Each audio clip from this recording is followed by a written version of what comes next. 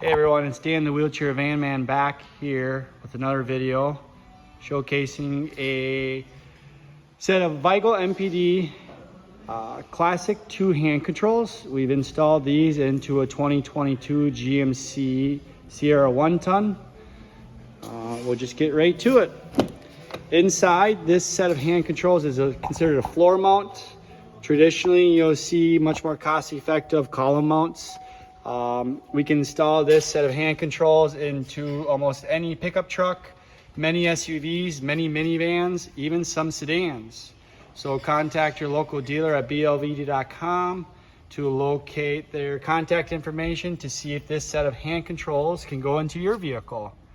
Now, what you'll first notice that you'll still have full ability to adjust your steering wheel up and down, in and out, because this is not, again, a column mount. It is a floor mount. This is going to give maximum leg room to both the control user and other drivers that may be also operating the vehicle. Get on in here, go ahead and start this up. What's really nice about this control is that it is on the right side, so it looks very clean and slick, but also our gear shift is on the right side.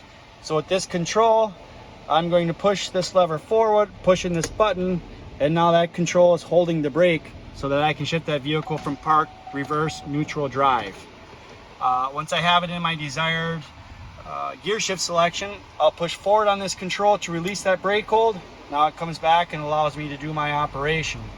Want to put the truck in park, go ahead and push forward on this control, push that button, go ahead and shift it back up into park, release our brake. Now to activate the accelerator on this, I'm going to simply rotate this knob, and at that point the vehicle will accelerate. This brake hold can also be used if you're sitting at a stoplight, don't want to hold your brake the entire time. Simply use that brake hold again to hold that while the light goes from red to green. Typical installation time on a set of these, this one was not bad, as MPD Viegel had a very specific mounting bracket set up for this vehicle. Took our guy only about three and a half hours to get this installed.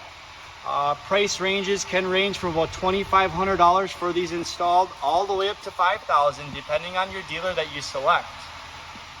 Any questions or comments, please leave them below. Thanks for watching.